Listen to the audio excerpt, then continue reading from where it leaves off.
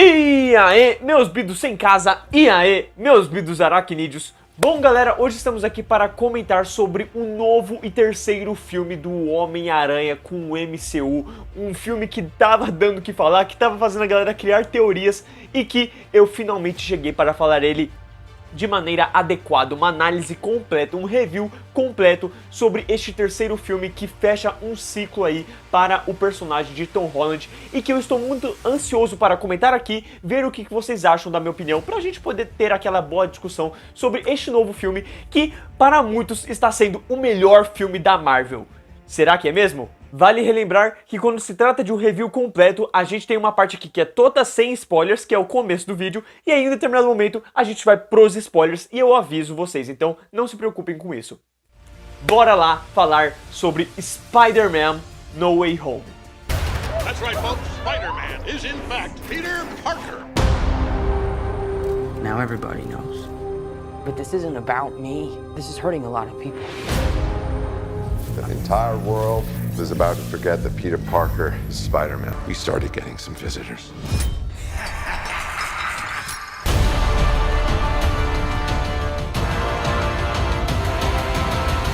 Spider-Man No Way Home, sem spoilers, começa exatamente como eu sonhava. Para muitos isso pode não ser nada, mas um tempinho atrás um fã fez uma edição onde o filme iniciava com um mistério, né, fazendo aqueles comentários da cena pós-crédito e iniciando o filme de uma maneira tensa, entendeu? Você ouvia a voz do mistério indo falar qual era a identidade do Peter e iniciava com uma tensão gigantesca e que me deixou muito animado, porque isso traria, sabe, uma tensão forte para o filme, traria um sentimento de que a parada ia ser pesada e que seria muito louco.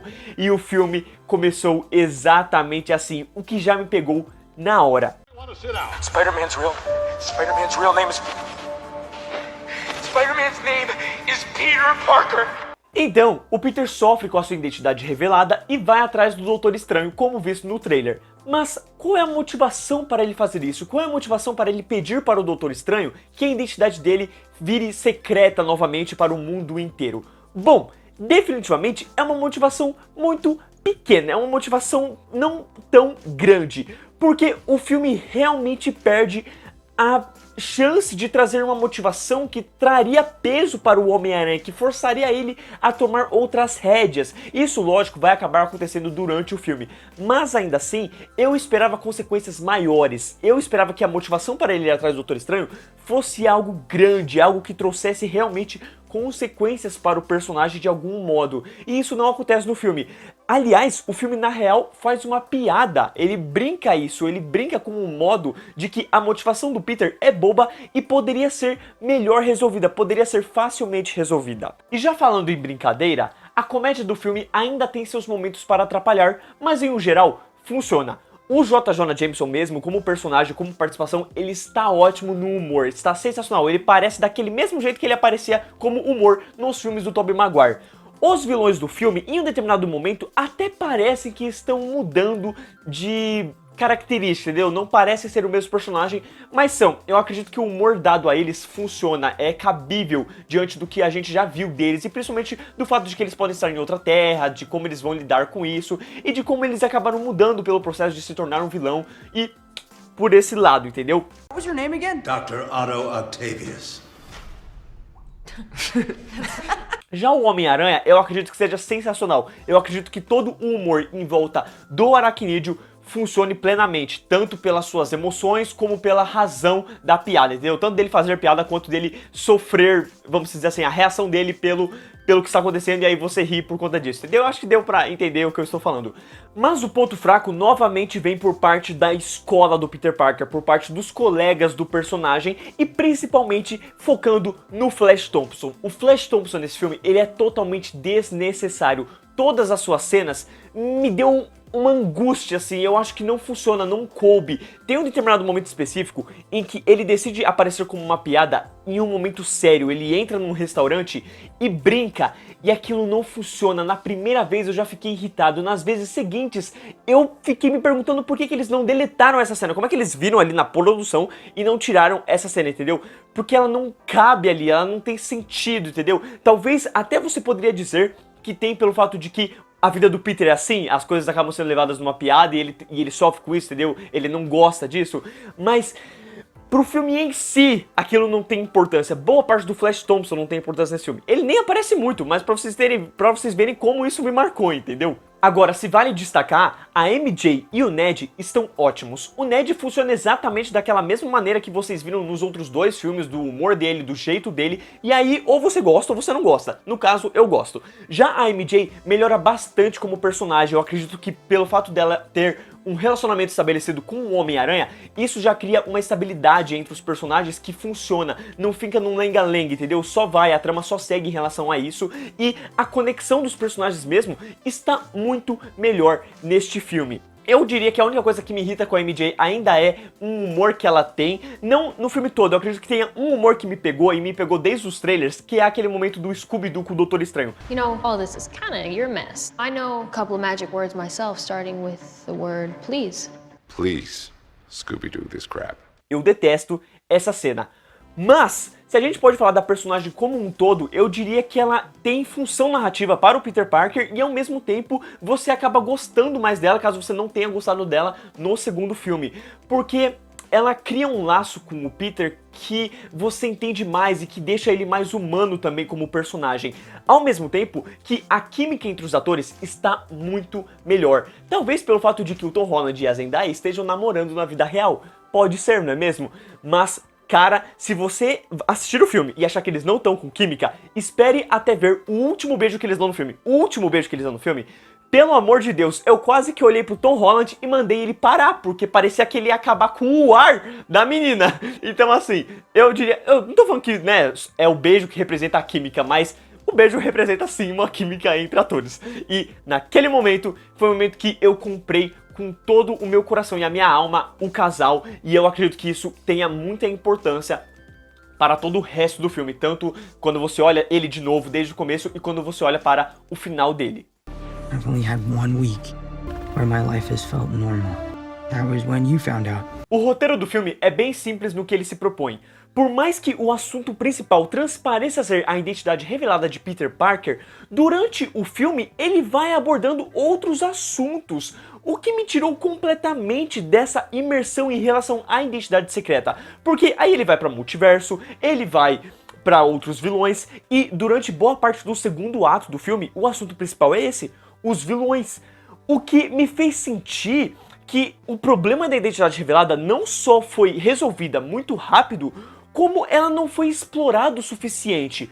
Por exemplo, logo no começo do filme, o Peter recebe determinado auxílio com o seu problema e, mesmo que haja algumas consequências, elas não parecem ter sido o bastante, entendeu? Não parece que o Peter sofreu tanto com isso. Ele sofre um mini fator e ele usa isso como motivação para pedir ajuda do Doutor Estranho.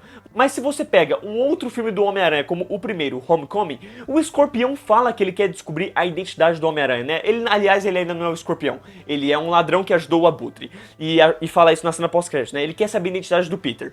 E pensa, não é só ele. Outras pessoas que trabalharam com o Abutre ou que foram derrotadas pelo Homem-Aranha querem a identidade dele.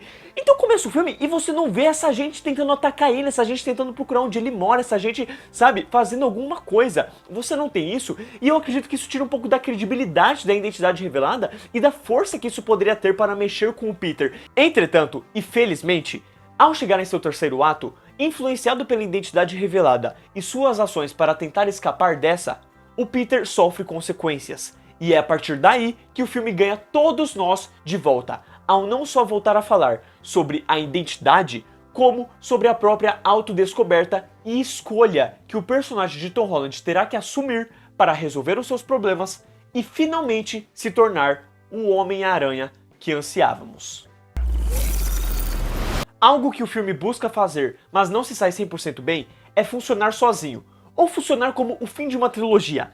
Tá, ele até funciona como o fim de uma trilogia, mas ele também acaba funcionando como o fim de outras 2 franquias. E é aí que tá o problema, pois ao mesmo tempo que ele está tentando trazer outros personagens de outros filmes e trabalhar eles e homenagear eles e fazer referências a eles, o que não é uma tarefa fácil, já que este filme tinha que funcionar sozinho, ou pelo menos funcionar como o fechamento de uma trilogia do Homem-Aranha de Tom Holland e não forçando a pessoa a conhecer o Homem-Aranha de outras 2 franquias, não necessariamente o Homem-Aranha, mas o universo dos outros dois Homens-Aranhas, aqui ele não só acaba trazendo esses personagens e até tentando explicar, né, quem eles são, o que eles fizeram, por que eles estão ali, qual é o objetivo deles, quais são os seus problemas e até tentar resolver assuntos que eles tinham inacabados nas outras franquias.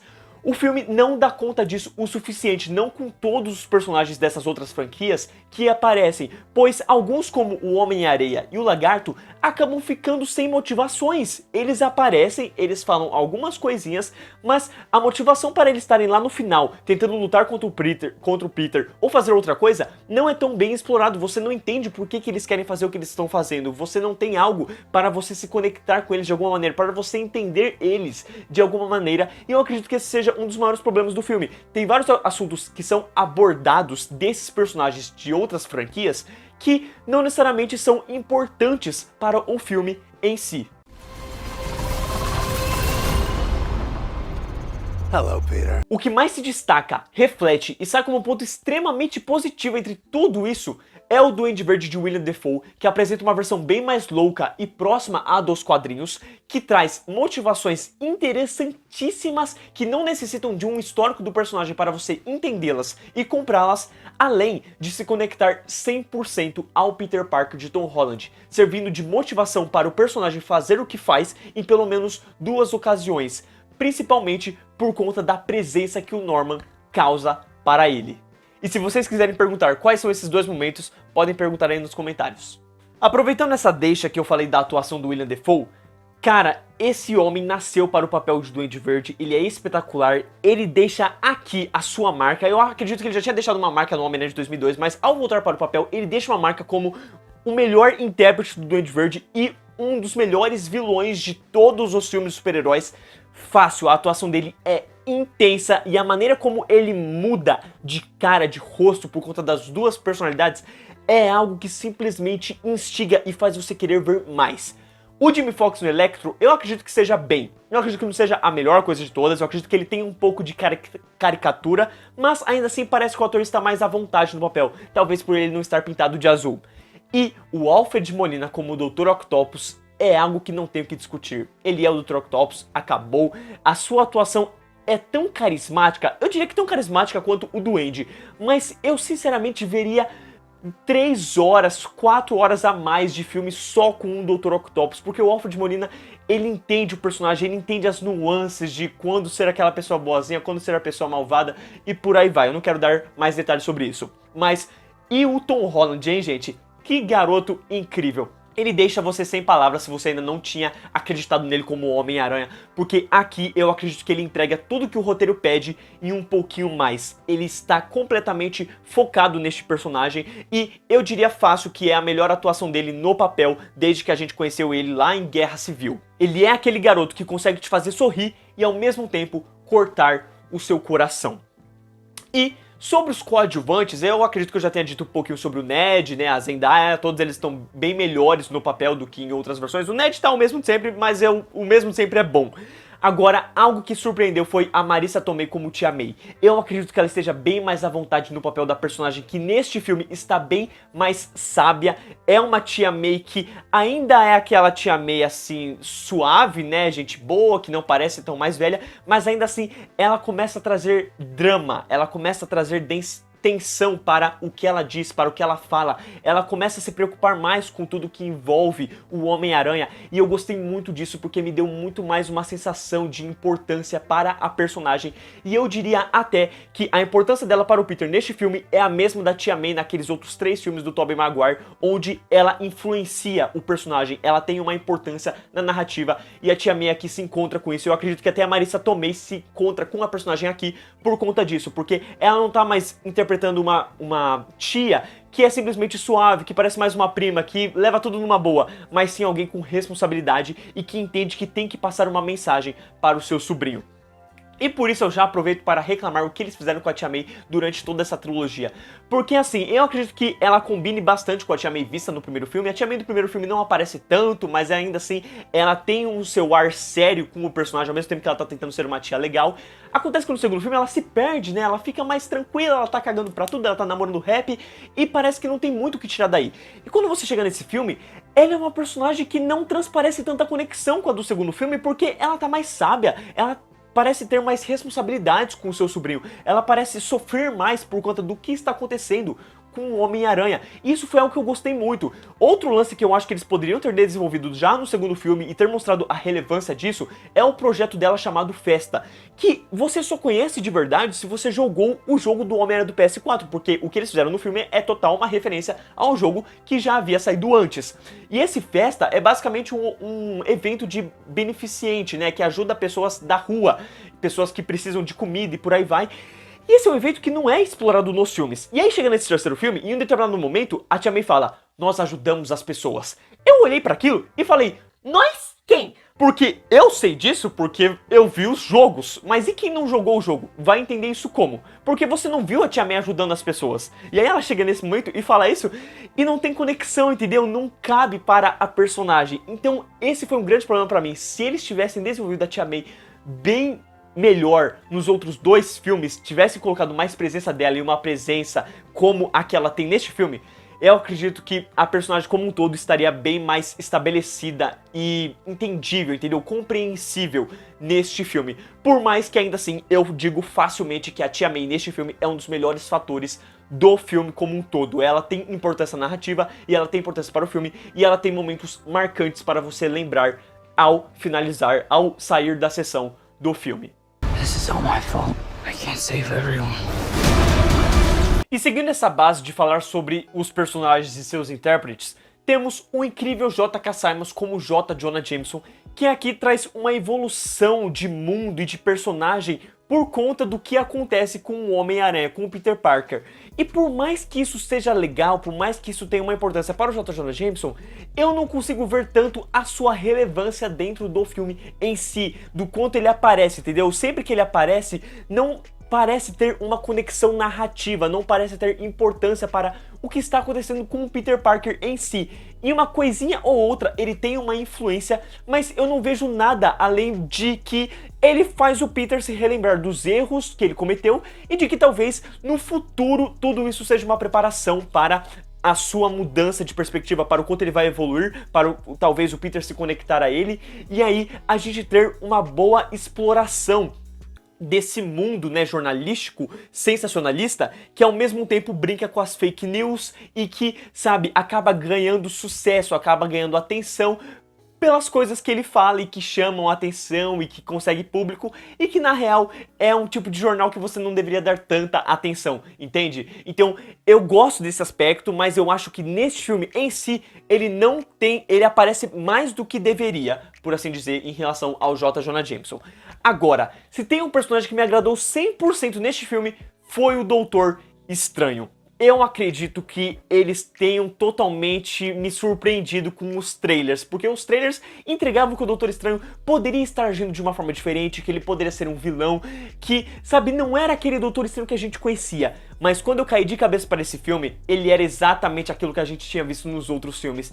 É o Doutor Estranho que é um mago supremo, que ele sabe o que ele faz, que ele olha para aquela criança e acredita que pode ajudar ela, ele pode beneficiar essa pessoa e pode fazer do seu jeito de um modo correto, mas que acima de tudo ele vai se preocupar com o universo, com o estabelecimento do multiverso, das redes além do que a gente conhece, e vai dar mais atenção a isso, ele vai se preocupar mais com isso. Ele tem a atenção para o Peter, mas tem algo acima disso. E eu gosto que o filme trabalha isso, trabalha o fato de que o Doutor Estranho tá fazendo o que ele tá fazendo, como a gente viu um pouquinho nos trailers, mas tem o fator de que ele leva tudo a sério, entendeu? Eu gosto muito, principalmente na hora que ele ajuda o Peter com o lance do multiverso que tem no trailer, que por mais que no trailer não mostre, ele acaba ficando bem sério com o que aconteceu, e aí você vê essa mudança, entendeu? Essa linha do personagem que a gente já viu nos filmes dos Vingadores, no próprio filme dele, e até brinca com o fator de que se o Doutor Estranho realmente comete erros,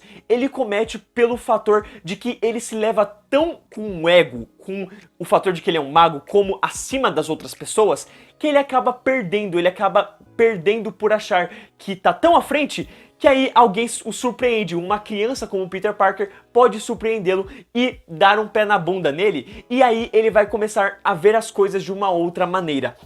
Então eu gosto muito de até como o Doutor Estranho tem, né, um aprendizado, por assim dizer, com este filme e com o Homem-Aranha, e gosto da sua participação. Eu acredito que toda a sua participação seja relevante para o filme, para o que vai acontecer e para todos os momentos em que ele aparece.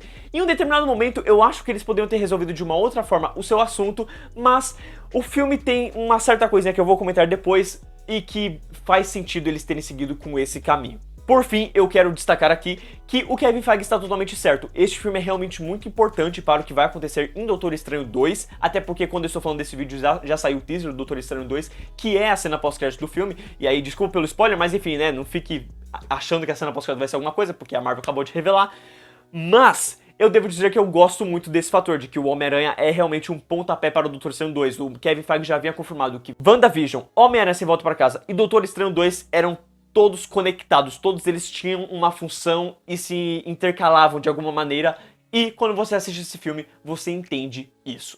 Things just got out of hand. Partindo para os termos técnicos neste momento, o filme foi tão cheio de segredos, foi tão escondido do público, teve tanta coisa vazada, que basicamente ele foi feito 90% em CGI, porque ele precisava ser em um local escondido, onde ninguém veria, onde não seria pego, onde não haveriam fotos, onde não haveriam repórteres, e a Marvel ficou muito famosa por fazer isso, né? Poucos filmes não têm tanto CGI quanto deveriam, porque se dependesse do Kevin Feige, tava tudo tendo CGI. E nessa, eu acredito que os efeitos visuais desse filme caiam demais. O Peter e o Ned de vez em quando estão em ambientes reais, em ambientes normais, e eu não sinto que eu estou ali com eles, eu não me sinto na imersão, entendeu? Não parece que eu estou naquele local em que os personagens estão, e isso me atrapalhou demais durante a primeira sessão do filme. Quando chega no clímax do filme, o ambiente fica até escuro, porque é como se eles tivessem tanto CGI ali que eles precisavam esconder aquilo, ou até mesmo as falhas, né, os problemas de boneco digital ou algo do tipo, e fosse um momento para ajudar nisso. Só que, enquanto ajuda um pouquinho nisso, eu acredito que o fundo escuro ajude, também tem o fator de que tinha vezes que eu não enxergava o que estava acontecendo, ficava confuso, porque não era o suficiente, ou eu notava o boneco digital. Então, esse lance do filme ser tão escondido, às vezes se torna um problema que, pelo amor de Deus, eu não aguento. E ao reassistir o filme, eu notei algo a mais. O diretor, em vários momentos durante o filme, ele deixa o foco no ator e o fundo embaçado, para que você não consiga ver totalmente nítido o que está atrás. E ele faz isso, na minha percepção, para enganar quando for CGI, entendeu? Então se você tem uma cena que é CGI e uma cena que não é CGI, você vai deixar o que não é CGI nítido e o que é CGI desfocado, vai ficar claro qual é o CGI. Então ele deixa tudo desfocado ao fundo para que você não note o problema. Só que nessa, ficou pior pra mim, porque eu senti que o filme inteiro era CGI, que eu não estava em um local real em nenhum momento. E isso me incomodou porque eu sabia que tinham certas cenas que eu vi as fotos das gravações, eu vi o Tom Holland ali. Só que eu tava vendo a cena e eu não tava acreditando que ele tava ali, entendeu? O final do filme mesmo, que não é o spoiler aqui, é o Homem-Aranha se balançando.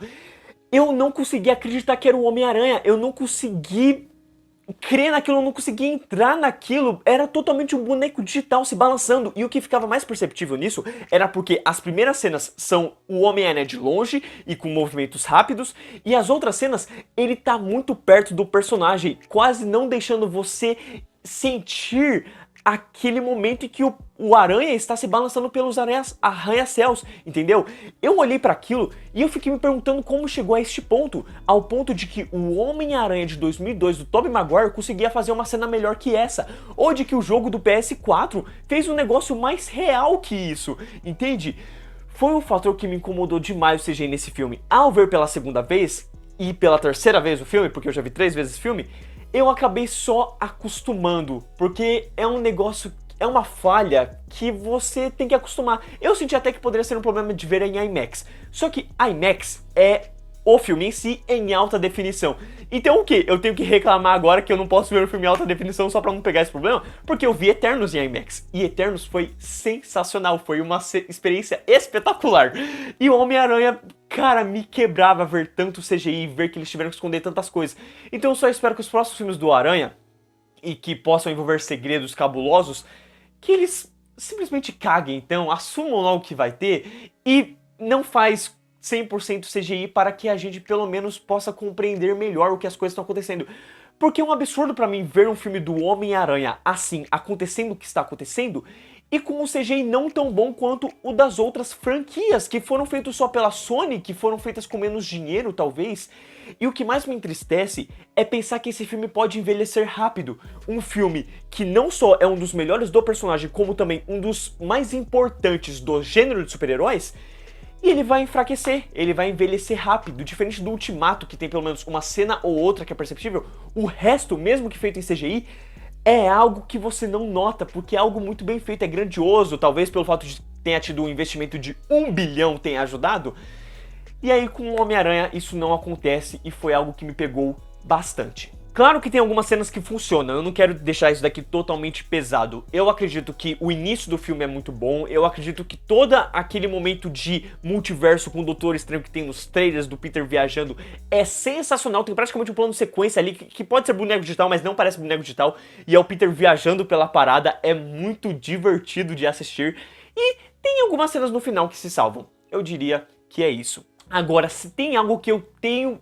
Cara, total elogio, eu paguei um pau neste filme, foi a trilha sonora do Michael Giacchino, que fez a trilha sonora dos Incríveis, fez a trilha sonora dos outros 2 filmes, e você pode ver a mudança da trilha dele dos outros 2 filmes para este filme. Ele consegue fazer algumas referências e homenagens muito legais com os vilões dos filmes dos outros Homens-Aranhas e brincar com isso, brincar com a sua emoção, brincar com a sua nostalgia, mas ao mesmo tempo ele consegue fazer algo muito legal para o filme em si. Eu não diria que o mais marcante da trilha é a parte nostálgica, e eu sim diria que os momentos de consequências do filme, tanto os últimos minutos como um pouco antes da batalha final, são momentos em que a trilha se sobressai e você sente o impacto, e tudo isso graças à trilha sonora, que eu acredito que seja muito forte aqui. Não acho que é a melhor trilha sonora, tem gente que tá falando de ser indicada ao Oscar aí, eu acho um absurdo, porque ela não é melhor que a de Homem-Aranha Verso ou da trilogia do Danny Elfman lá, mas ainda assim ela é muito boa, ela é muito importante, por mais que eu ainda ache que ela não encontre o tom certo com o Tom Holland, com o Homem-Aranha Tom Holland. Ela usa a mesma trilha do Homem-Aranha Tom Holland dos outros 2 filmes,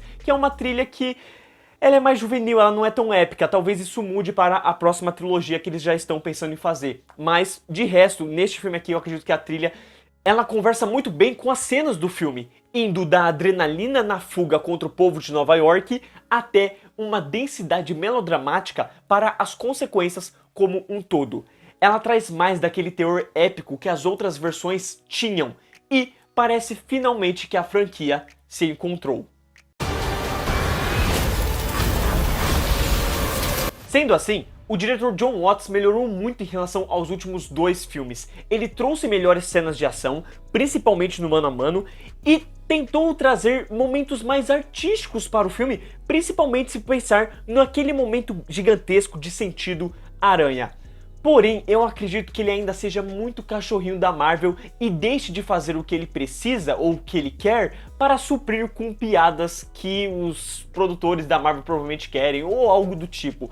Eu acredito que já tá realmente na hora dele sair, dele largar o Homem-Aranha, tenta fazer algo diferente e bom, muito bom para o Quarteto Fantástico, mas deixa o Peter Parker, o nosso Peter Parker, seguir para outras mãos. Pois eu acredito que o Jon Watts, ele funcionou muito bem no Homecoming, ele se perdeu no Longe de Casa, e aqui eu acredito que ele tenha um equilíbrio, ele consiga fazer coisas diferentes, o que funciona melhor, ele consegue trazer coisas melhor, mas eu acredito que ele ainda não saiba trabalhar muito com filmes de evento, com filmes épicos, com filmes com grandes acontecimentos, sabe? De preparação para tais cenas, ou de apresentar melhor um web swing com o Homem-Aranha, apresentar melhor a cidade, sabe? Trazer mais aquela sensação de Nova York que outros filmes do Homem-Aranha já trouxeram.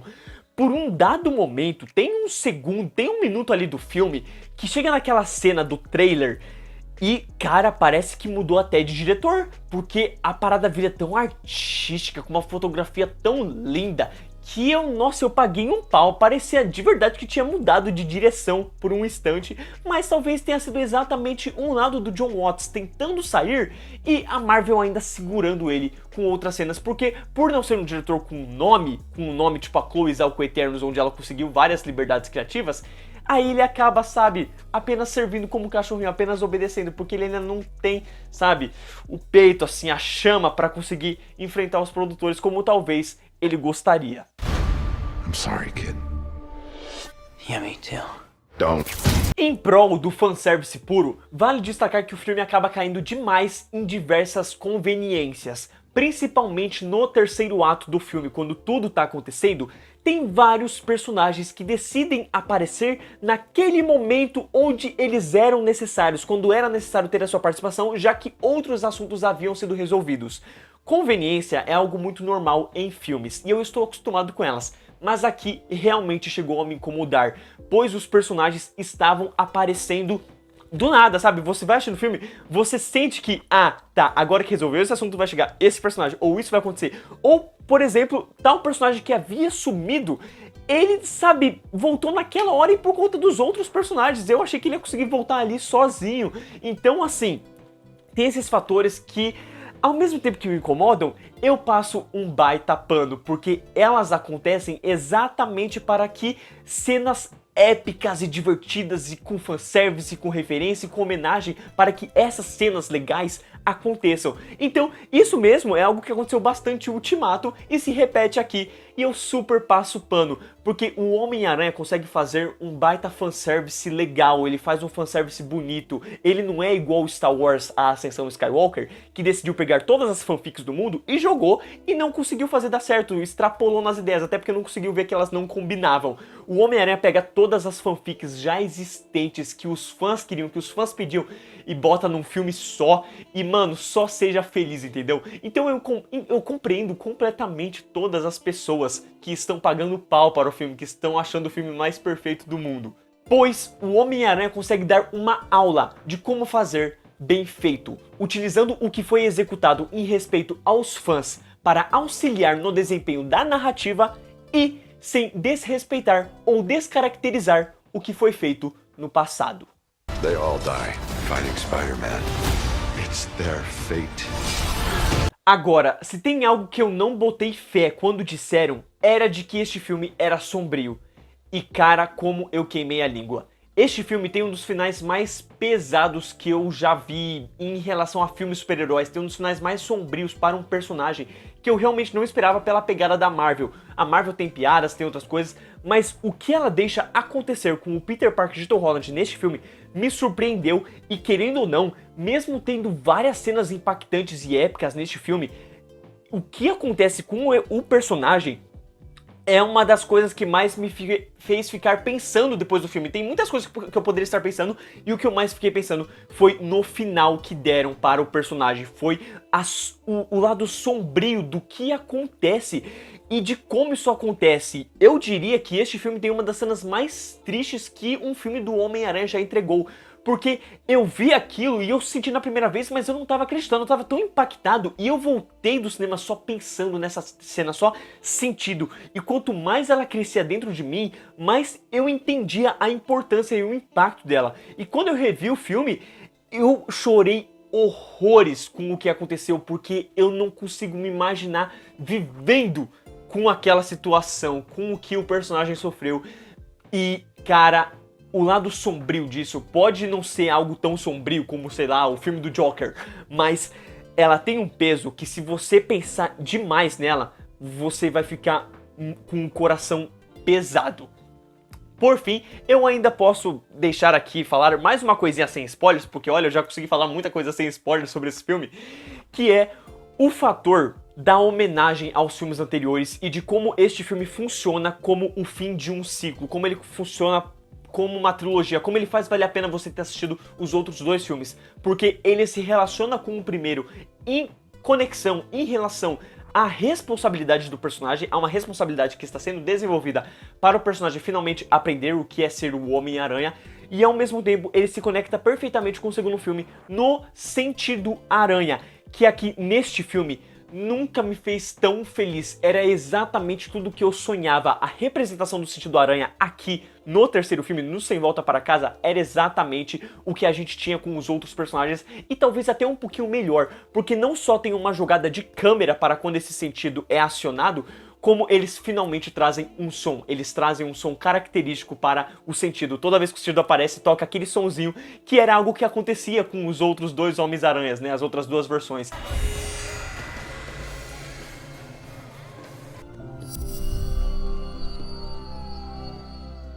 E eu senti a falta nessa versão e finalmente fez valer a pena, sabe? Parece que deu sentido a toda a exploração que eles fizeram, ao todo o desenrolar que eles tiveram do segundo filme para este filme, para o Peter aprender o que era ser o que era ter o sentido aranha. Pois nesse filme, principalmente em um determinado momento, quando o diretor usa o dolly zoom no sentido aranha, ele traz um foco na cara do Peter e se movimenta junto com o personagem, mexendo com a mixagem do som, com o efeito sonoro, de uma maneira que você consegue imergir naquilo e entender como é que funciona estar dentro daquilo, sabe? Ter o sentido aranha, como aquilo pode ser desconfortável e ao mesmo tempo te alertar do real perigo. Foi algo espetacular, na minha opinião.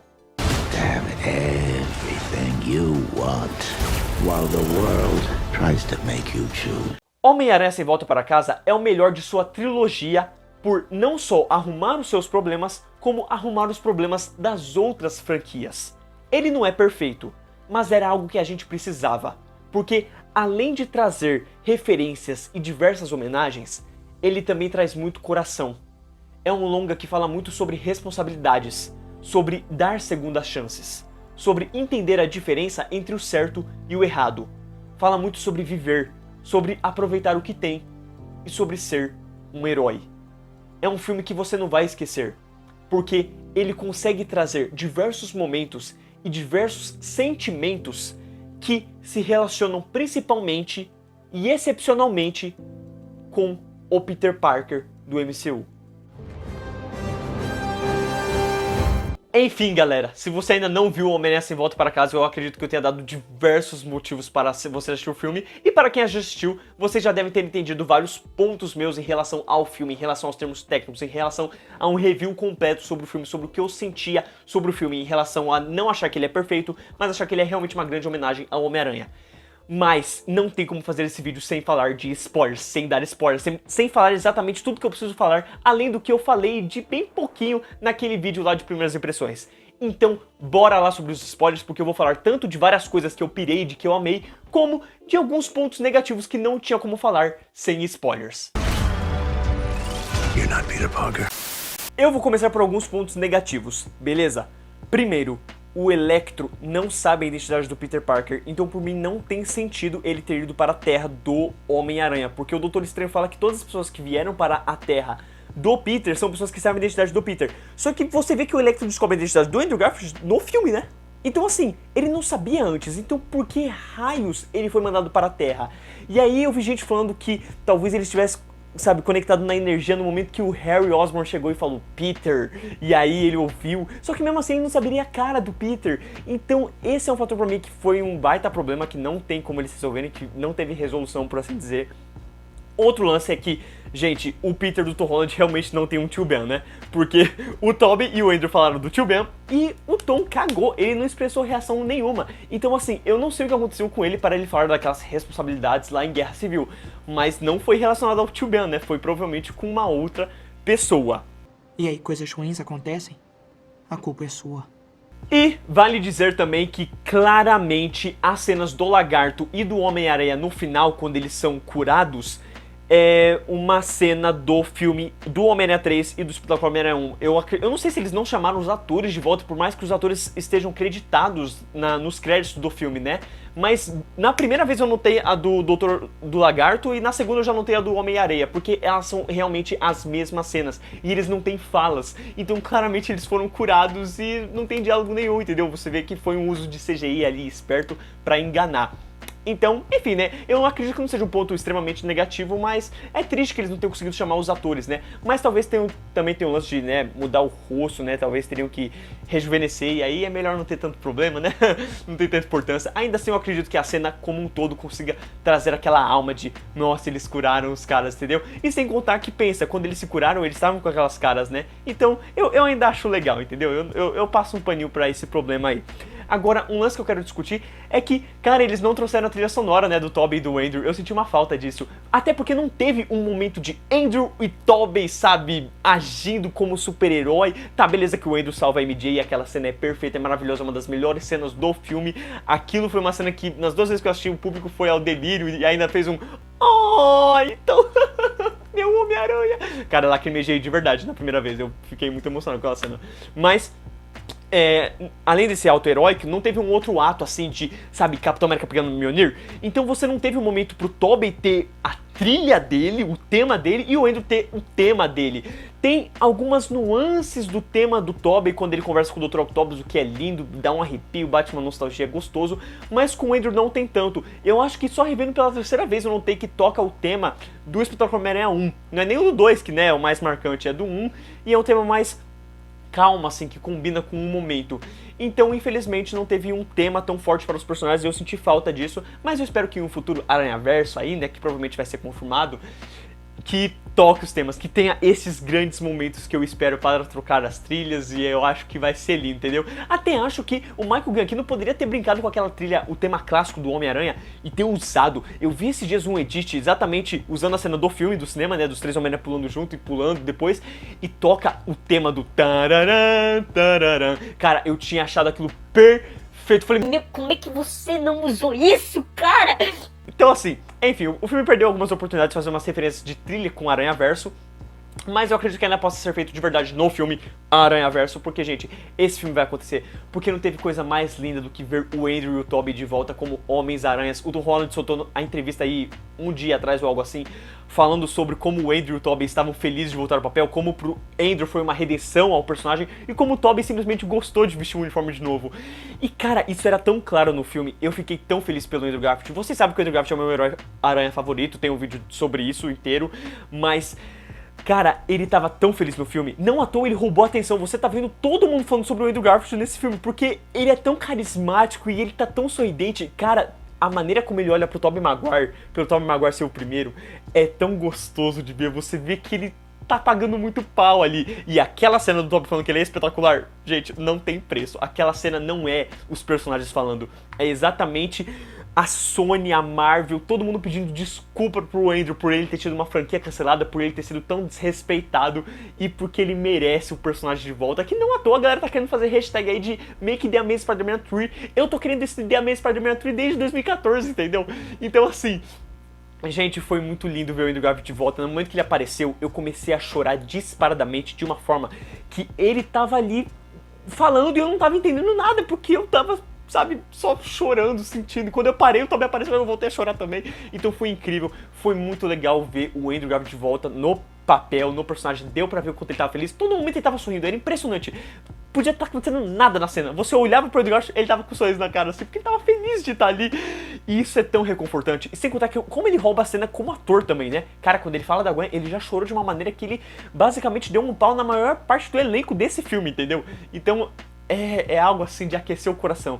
E o Tobey Maguire, eu gostei tanto de ver ele feliz, gente, como personagem, sabe? Pareceu tanto que ele evoluiu daqueles 3 filmes, de que ele conseguiu encontrar um equilíbrio na vida como Homem-Aranha, de que ele conseguiu encontrar felicidade com a Mary Jane, e de que ele simplesmente está no ponto alto. Tanto que eu acho que ele serve de muita inspiração para os outros 2 Homens-Aranhas. Tanto servindo de inspiração para o Andrew em relação ao amor, falando para ele dar mais uma chance, para ele tentar ainda ter essa vida, como ele ensina para o Tom Holland não as responsabilidades, mas ensina sobre a justiça, sobre o quanto a vingança pode ser má e como é importante que ele não caia para esse lado, até porque ele já caiu, né? Eu acho tão legal que eles não descanonizam o fato de que ele matou realmente o assassino do Tio Ben.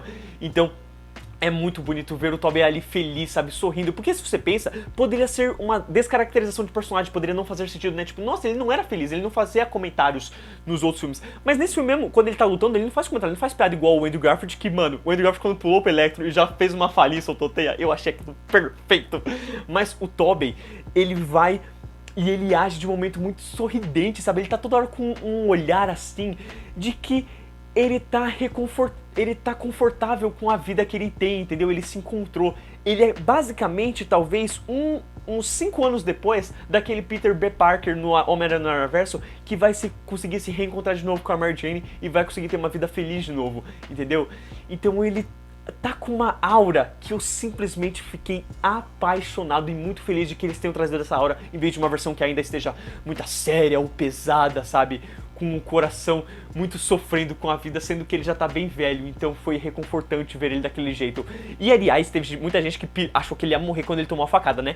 Eu até pensei, mas mano, eu não consegui nem pensar em chorar, porque eu tava pé da vida, eu tava assim, meu, se vocês matarem vai ser a maior burrada que vocês vão fazer, porque esse cara tem que voltar pra um Aranhaverso. Graças a Deus eles não mataram, não foram burros, e foi lindo, né, ver aquele momentinho ali dos três abraçados. Gente, não teve coisa mais linda. O Tom Holland ali tentando agradecer, claramente não era o personagem, era o Tom Holland falando, tipo assim, meu, vocês são os Homens-Aranhas com que eu cresci, sabe? A reação do Tom Holland era eu pros dois, entendeu? Foi simplesmente perfeito ver os três Homens-Aranhas interagindo. Eu acredito que seja a melhor coisa do filme, é a interação dos três. Não tem cena de ação deles que por mim seja tão marcante.